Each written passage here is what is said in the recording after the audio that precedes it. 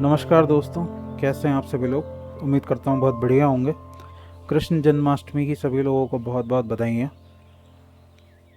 आज श्री कृष्ण, भगवान श्री कृष्ण के जन्मदिन के मौके पर हम उन्हीं के बारे में थोड़ी सी चर्चा करेंगे और थोड़ी सी बात करेंगे कि कृष्ण ने कितना सुलभ तरीका बताया है श्रीमद् भागवत गीता के अंदर मुक्ति पाने का। कृष्ण कहते हैं, जो आदमी सुख और दुख में अपने आप को समान रख सकता है, जो आदमी सुख और दुख की अवस्था में अपने मन को स्थिर रख सकता है, अपने आप को स्थिर रख सकता है, वही आदमी मुक्ति का अधिकारी होता है। ढूंढ लेना, मिल जाएगा आपको ये चैप्टर 2 के अंदर। मुझे अभी नंबर याद नहीं है श्लोक का, पर श्लोक में कृष्ण कहते हैं अर्जुन से कि हे अर्जुन, जो आदमी सुख और दुख दोनों को समान अवस्थाएं मानकर जीता है, या जो आदमी सुख और दुख में अपने आप को संभाल सकता है, अपने मन को स्थिर रख सकता है, अपने आप को स्थिर रख सकता है, वही मनुष्य मुक्ति का अधिकारी होता है। सुनने में बहुत सादा सा, बहुत सिंपल सा स्टेटमेंट लगता है। कई बार आप सुन भी चुके होंगे पहले। ऐसा नहीं है कि ये बात आपने आज पहली बार सुनी है, पर इससे पहले कई बार सुनी होगी। पर मैं चाहता हूँ कि आप फिर से एक बार इस बात के ऊपर गौर करें, एक बार फिर से इसे दोबारा मुड़कर देखें, इस श्लोक में दोबारा फिर से एक बार झांकें, इसे अपने अंदर जाने दें और इस पर दोबारा से आप चिंतन मनन करें। क्या मतलब है कृष्ण का जब कृष्ण कहते हैं सुख और दुख दोनों ही अवस्थाओं में अगर आप स्थिर रह पाए। सुख और दुख हैं क्या? जब आप सुख महसूस करते हैं तो होता क्या है, जब आप दुख महसूस करते हैं तो होता क्या है, जब आप सुख महसूस करते हैं तो कहाँ करते हैं, दुख महसूस होता है तो कहाँ पर होता है।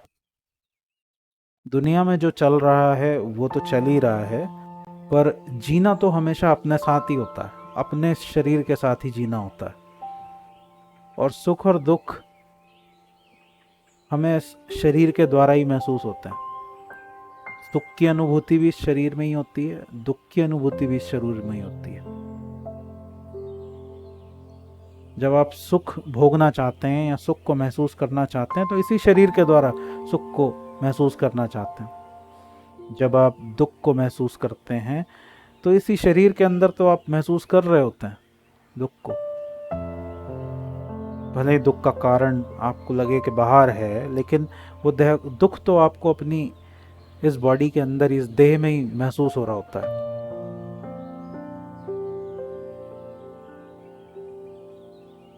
तो कृष्ण बड़ी सीधी सी बात कहते हैं कि जो आदमी इन दोनों ही अवस्थाओं में अपने शरीर के साथ स्थिर बना रह सकता है, वही आदमी मुक्ति का अधिकारी है।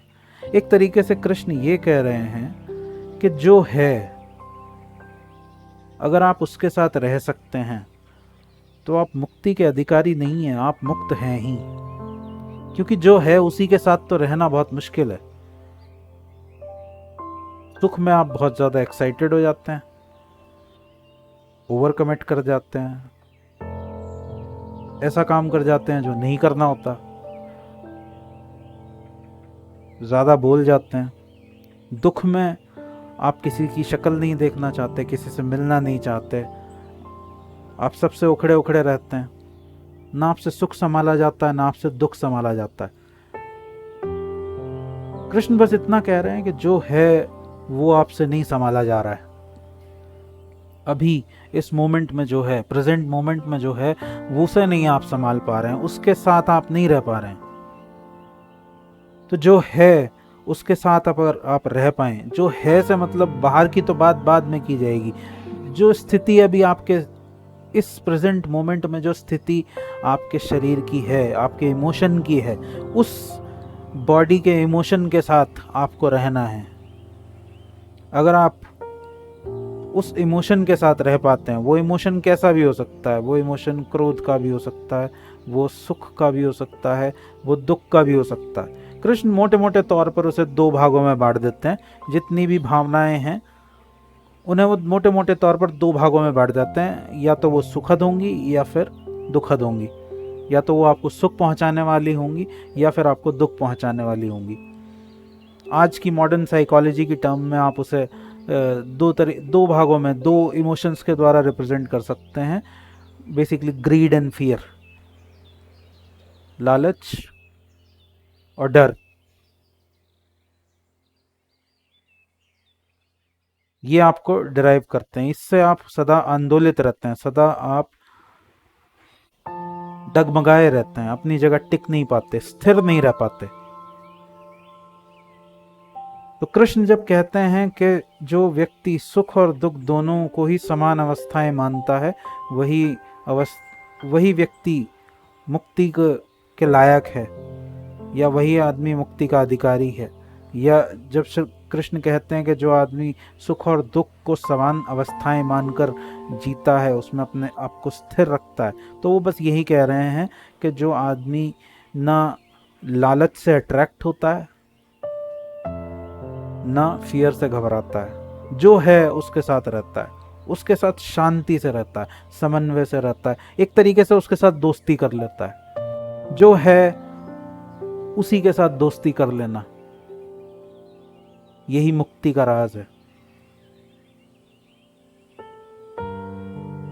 जिसको मुक्ति चाहिए वो तो है नहीं, और कमाल की बात यह है कि जो है नहीं वो मुक्ति मांग रहा है। अब जो है नहीं वो मुक्ति कैसे पा सकता है? इस मोक्ष के, मुक्ति के, निर्वाण के सारे खेल का सूत्रधार यही है कि जो है नहीं वो मुक्ति पाएगा कैसे? जब आपका होना ही नकली है तो आपकी मुक्ति भी नकली है, क्योंकि आपको मुक्त होना नहीं है, आप पहले से ही मुक्त हैं। आप मुक्त हो नहीं पाते क्योंकि आप समझते हैं कि आप ऐसा माने बैठे हैं कि आप बंधे हैं, अपने से दूर चले जाते हैं। आपको कुछ नहीं करना, सिर्फ अपने साथ रहना है। सुख हो चाहे दुख हो, उसे समान रूप से सहन करना है, वहन करना है। इतनी बात आप कृष्ण की मान लीजिए और आपको कुछ करने की जरूरत नहीं है। जो होना है अपने आप हो जाएगा, क्योंकि जो होना चाहिए वो अपने आप ही हो रहा है, पहले से ही अपने आप हो रहा है। आपकी सांस अपने आप चल रही है, आपकी दिल की धड़कन अपने आप काम कर रही है, आपके पेट में खाने का पाचन अपने आप हो जाता है। सिर्फ आप ही हैं जो अपने आप को नहीं संभाल पा रहे हैं। क्यों? क्योंकि आप अपने आप को कुछ अलग माने बैठे हैं। वो मानना बंद कीजिए, बस जो है उसके साथ एक हो जाइए, उसके साथ राजी हो जाइए, उसी में स्थिर हो जाइए, उसके साथ हो जाइए, और कुछ नहीं करना पड़ेगा। जो होना है वो अपने आप हो जाएगा। जय श्री कृष्ण।